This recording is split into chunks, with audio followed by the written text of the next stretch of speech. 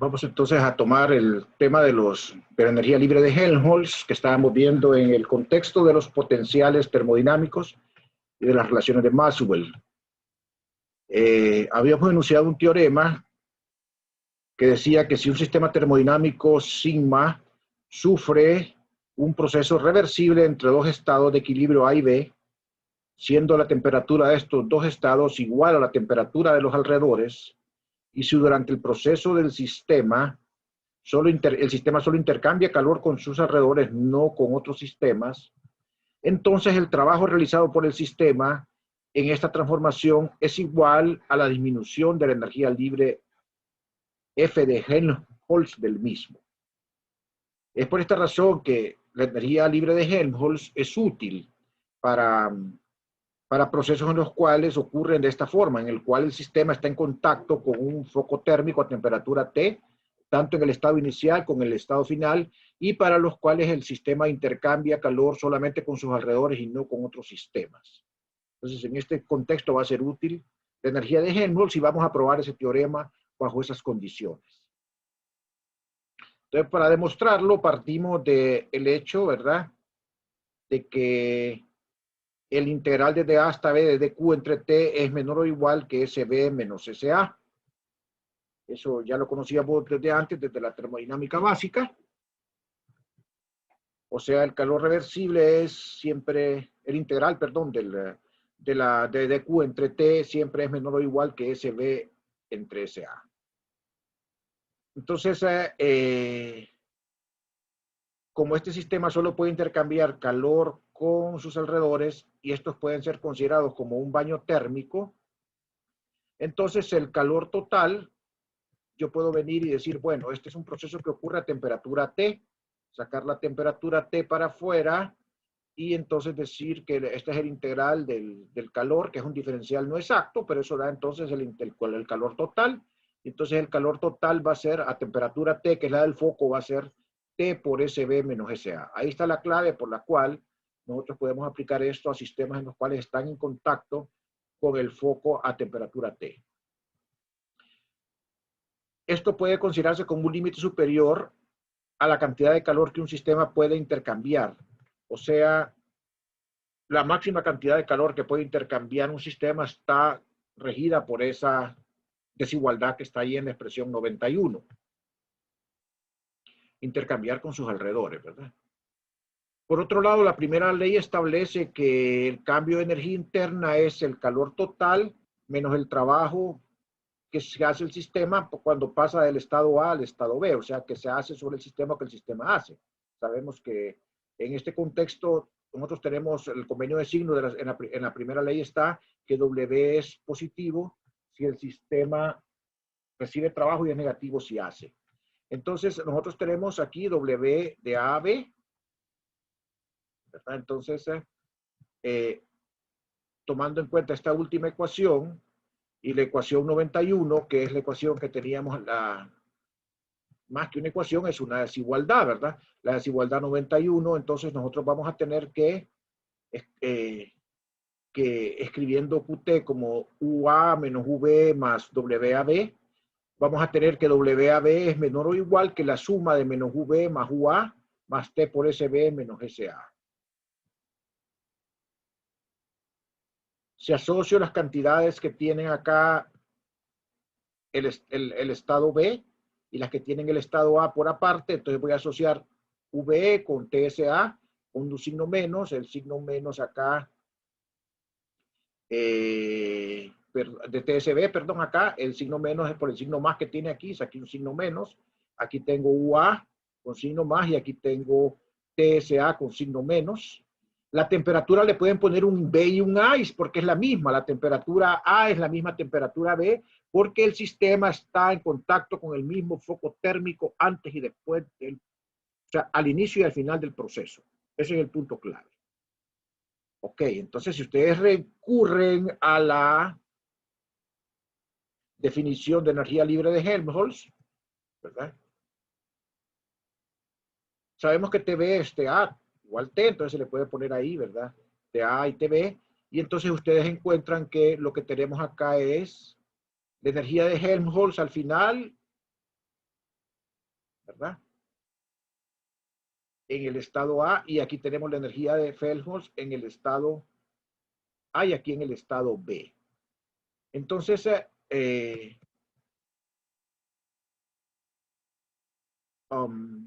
esto sería la energía al inicio y esta sería la energía final. Entonces, energía al inicio de Helmholtz menos energía al final de Helmholtz sería menos el cambio de la energía de Helmholtz, porque se acostumbra a poner el cambio como la expresión al final menos la expresión al inicio. O sea que el negativo del cambio de la energía de Helmholtz entra aquí a la expresión y dice que el trabajo que el sistema hace para al evolucionar del estado de equilibrio A al estado de equilibrio B es menor o igual que el negativo de la energía libre de Helmholtz. ¿Ok?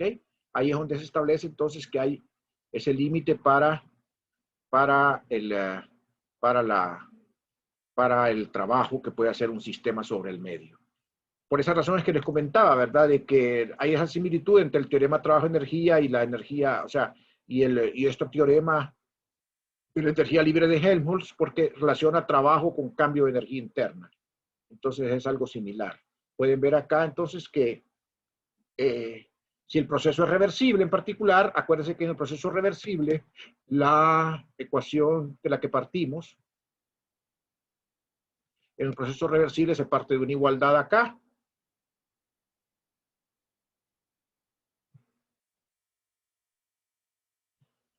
y entonces tendríamos aquí una igualdad y por el proceso reversible el trabajo de A a B sería menos el cambio de energía interna, menos el cambio de energía libre de Helmholtz. Que eso es importante. Con eso demostramos el teorema. Acuérdense que el teorema, lo que decía el teorema era que si un sistema termodinámico sigma sufre un proceso reversible entre dos estados de equilibrio A y B, siendo la temperatura entre estos dos estados igual a la temperatura de los alrededores, y si durante el proceso el sistema solo intercambia calor con los alrededores y no con otros sistemas, entonces el trabajo realizado por el sistema en esta transformación es igual a la disminución de la energía libre de F de Helmholtz del mismo. Es lo que probamos aquí en esta expresión al final.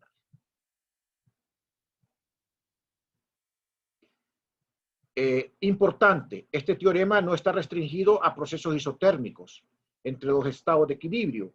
Por eso no mencionamos isotérmico. ¿La condición cuál es? La condición es que en el estado inicial el sistema esté a la temperatura del baño y en el estado final el sistema esté también a la temperatura del baño.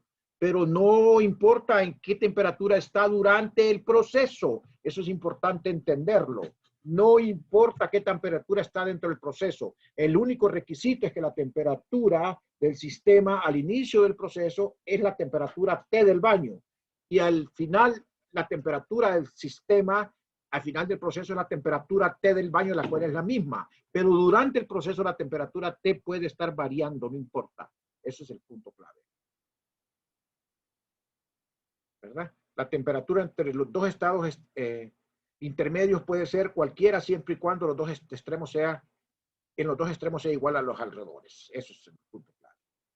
Ahí habla de la analogía de la ecuación 9.4 con el teorema trabajo-energía de la mecánica clásica, que relacionaba el cambio de la energía mecánica, el cambio de energía cinética con el trabajo hecho por la fuerza neta, por la fuerza resultante.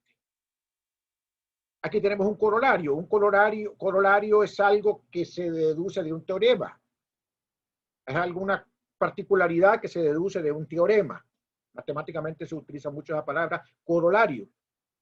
Entonces, para procesos isocóricos son procesos a volumen constante. O sea, procesos en los cuales el trabajo es cero, que satisfacen la ecuación interior, la energía libre no puede aumentar. En efecto, si W es igual a cero, cero es menor o igual que menos FB más FA, o sea que FB es menor o igual que FA.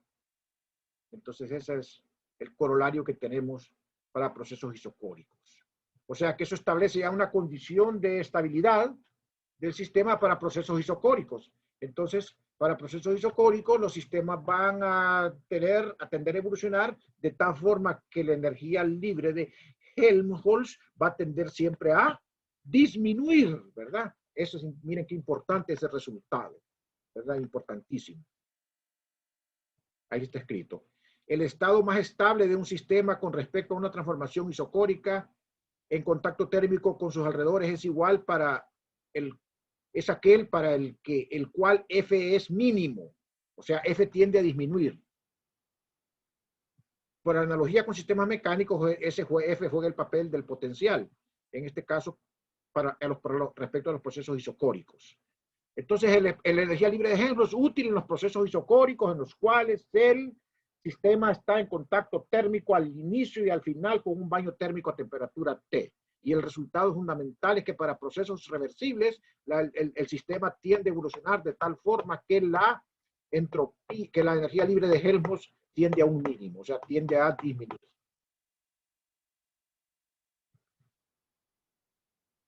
Ok, punto y seguido. Cambiamos de representación. Ya comenzamos con la energía que era U y B. Pasamos a la energía interna que era U y B. Ahora pasamos luego a la energía libre de Helmholtz, que se caracterizaba por, perdón, la energía U era S y B. U era S y B, sus variables naturales, la entropía y el volumen. En el caso de la energía libre de Helmholtz, recordamos que era el volumen y la temperatura. Ahora nosotros vamos a buscar un potencial en el cual las variables naturales son la presión y la temperatura. O sea que P y T sean las variables independientes. Podemos nuevamente partir desde U y con una transformación de Legendre, ¿verdad? Cambiando las variables S y B de U, pasar a P y T con una doble transformación de Legendre. Se puede hacer así, pero podemos aplicar el mismo mecanismo que usamos la vez pasada. ¿Verdad? Podemos partir de la ecuación para la energía libre de Helmholtz, ¿verdad? En la que aparece T como variable independiente.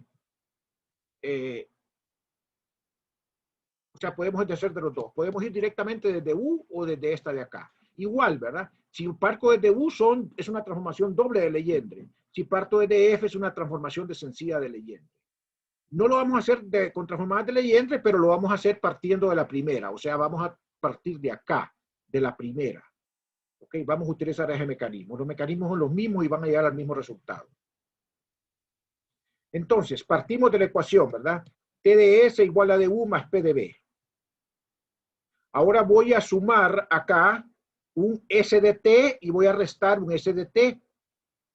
De este lado, un S de T y voy a restar un menos S de T. O sea que estoy sumando un 0. Y del otro lado voy a restar un B de P y voy a sumar un B de P para que quede sumando es un 0. Debe quedar claro acá, ¿verdad? Aquí estoy sumando un 0, estoy sumando S de T y estoy restando S de T. Aquí estoy sumando B de P y estoy restando B de P. Vamos a tomar algunos de estos.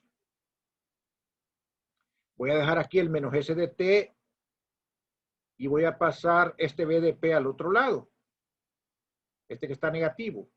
Entonces de este lado me queda P de B más B de P, que sería D de P por B.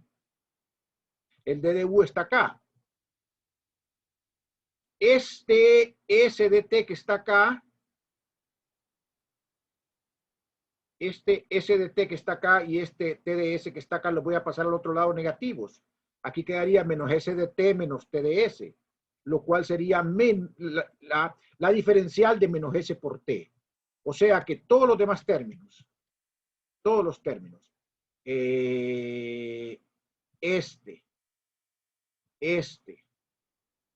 pasado del otro lado.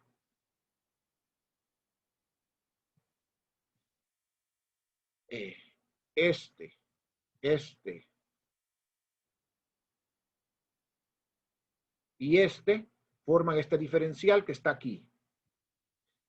El BDP lo pasé al otro lado acá. Y entonces mire que ya tengo aquí dos variables independientes que son la temperatura y la presión en esta representación. Entonces, a lo que está aquí adentro, que es U más P por B menos S de T, que dicho sea, es un diferencial total por la forma en que está escrito, le vamos a llamar G. Y entonces lo que me va a quedar en forma diferencial es D de G, donde G viene definido como U más PB menos TS, o sea, F más P por B. Acuérdense que F era U menos T por S. Entonces es F más P por B. De las dos formas, aquí tenemos G construido a partir de U o G construido a partir de F en la ecuación 96. Ese nuevo potencial es llamado la energía libre de Gibbs. Ese nuevo potencial G es llamado la energía libre de Gibbs. ¿Ok? La energía libre de Gibbs. Ya lo definimos así, de esta manera. Bueno, ya escribimos que G era función de P y T y vamos a tomar su diferencial total. Entonces su diferencial total va a ser la parcial de G con respecto a P a T por dP más la parcial de G con respecto a T a P por dt. La ecuación 98, que eso es nada más la expresión matemática de una diferencial, de una diferencial de una función. Ahora, si comparo 95 y 98, el coeficiente que tiene aquí G, cuando está de T acá, debe ser la derivada parcial respecto a T. Y el coeficiente que tiene aquí de P debe ser la derivada parcial de G respecto a B. Entonces, eso precisamente es lo que nos da este resultado que está aquí, que menos S es la parcial de G con respecto a T a P y que B es la parcial de G con respecto a P a T. Eso nuevamente son las ecuaciones, las variables termodinámicas, las restantes, en términos de derivadas del potencial respecto a las variables independientes que estamos tomando ahora, que son la presión y temperatura. ¿Cuáles eran las otras dos? El volumen y la entropía.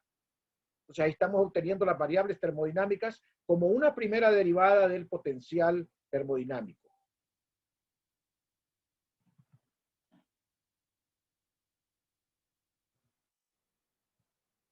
Esas son las llamadas ecuaciones de estado, ¿verdad?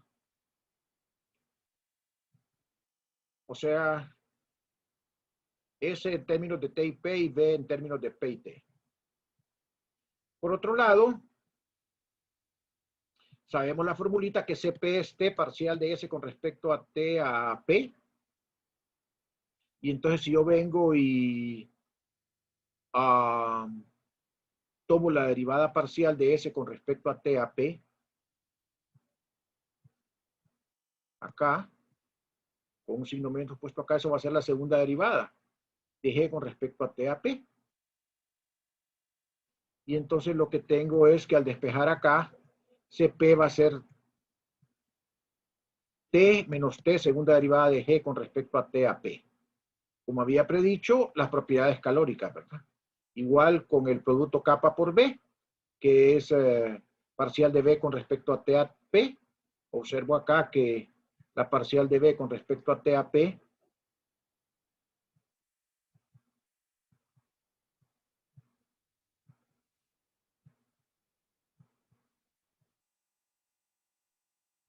es la segunda derivada de G respecto a P.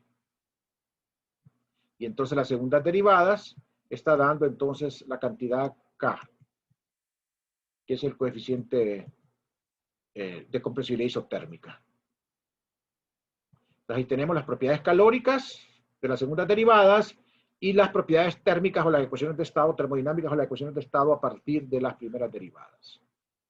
Y obtenemos la tercera relación de Maxwell, que resulta entonces nada más de la tercera relación de Maxwell, que resulta nada más de igualar las derivadas cruzadas en 99. Entonces tomo la derivada aquí respecto a P,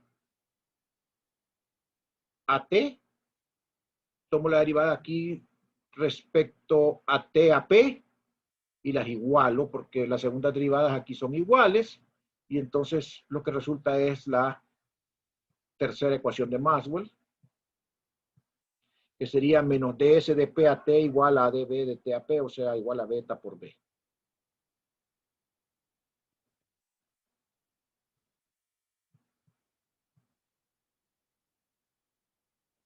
Acuérdense que estas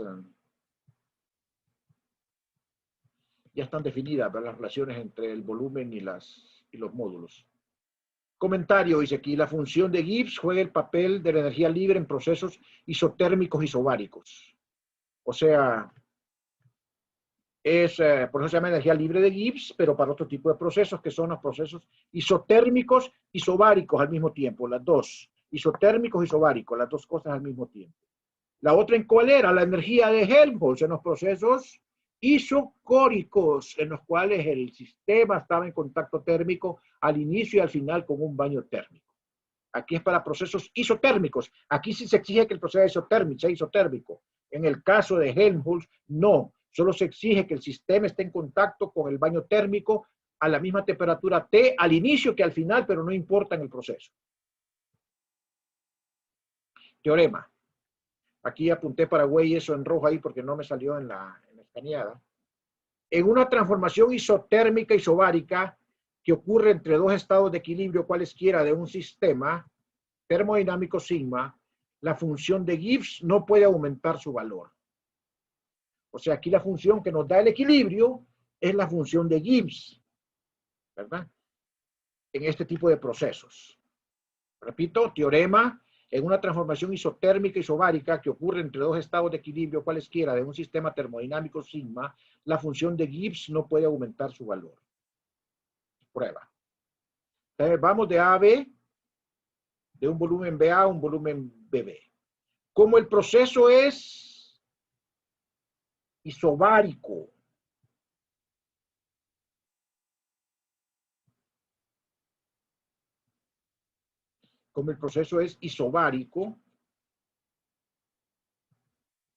no isocórico, isobárico, entonces la presión se puede sacar afuera del integral y lo que queda es que el trabajo es P por BB menos BA.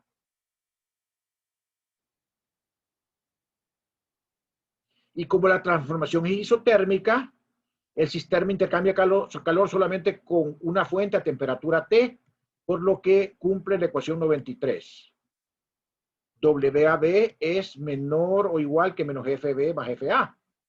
O sea, acuérdense que el requisito era que esta ecuación en sí, era que el sistema estuviera en contacto térmico con el foco y solo con él intercambiara calor. Sigue siendo igual, solo que no es isotérmico, pero sigue siendo, ni tampoco el otro es isotérmico. Este sí es isotérmico, pero no importa. Sigue estando en contacto únicamente con el foco. Solo intercambia calor con una fuente a temperatura T. O sea que sigue siendo válida esta expresión que está acá. Bueno, entonces,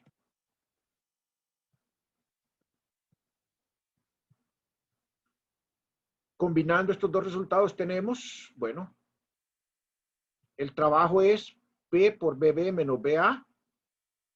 Y entonces va a ser menor o igual que menos FB más FA. Entonces que F es la de Helmholtz, ¿verdad? Entonces paso para acá estos dos términos y esto me queda menor o igual a 0. Junto acá, de tal forma que aquí me quede, bueno, antes de eso, escribo FB. FB es U menos T por S. Y aquí escribo menos FA, que es menos U por TS. Miren que la T es el mismo porque yo estoy usando otra vez el hecho de que el proceso, en el proceso el sistema esté a la misma temperatura T.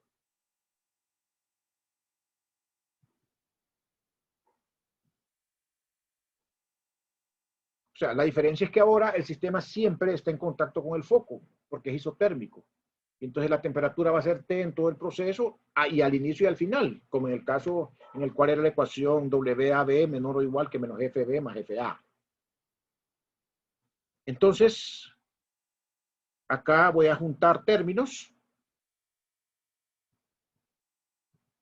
Voy a ordenar términos. Tengo P, voy a poner todo lo que esté en el estado B acá y todo lo que esté en el estado A acá. Entonces aquí tengo, miren, P por B más U menos ST en el estado B. Esa es la energía de Gibbs en el estado B. Y esto es P por B, como la presión es la misma porque el proceso es isobárico. P por B menos U menos T por SA isotérmico, entonces me queda menor o igual que 0, o sea, si paso hasta el otro lado, es la energía de Gibbs en el punto A, o sea, queda G de B menor o igual que G de A. Y la igualdad se da para un proceso reversible. Esta ecuación establece que en el estado de equilibrio más estable de un sistema con respecto a transformaciones isotérmicas, isobáricas, isotérmicas, espontáneas, o sea, que son irreversibles de cualquier forma, es aquel para el que G tiene un valor mínimo, o sea, G tiende a disminuir. Por esta razón a G se le llama potencial termodinámico a presión constante. O sea, G es importante si tenemos presión constante y además si el proceso es isotérmico. Sepan diferenciar entonces cuándo es G, cuándo es H. Hay que diferenciar. H no era el proceso isotérmico. El requisito era que fuera la temperatura igual al final y al inicio. La misma temperatura, pero no importaba que fuera isotérmico en el proceso. Aquí sí importa que sea isotérmico en el proceso. Y además isobárico. Es importante hacer notar que G y F no son equivalentes, ya que se refieren a estados de equilibrio en condiciones diferentes.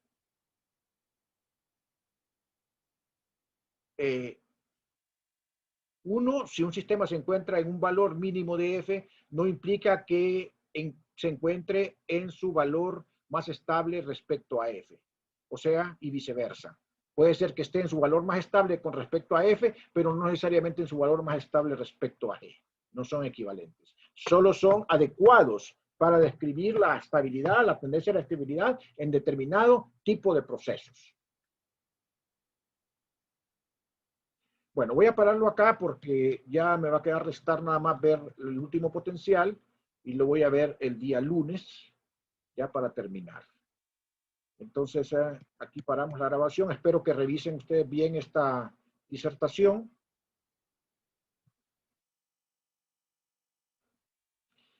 Y los invito a que mañana, el día viernes, asistan a la clase de problemas con Jorge y con Wei, con mis asistentes. Los invito entonces a que participen.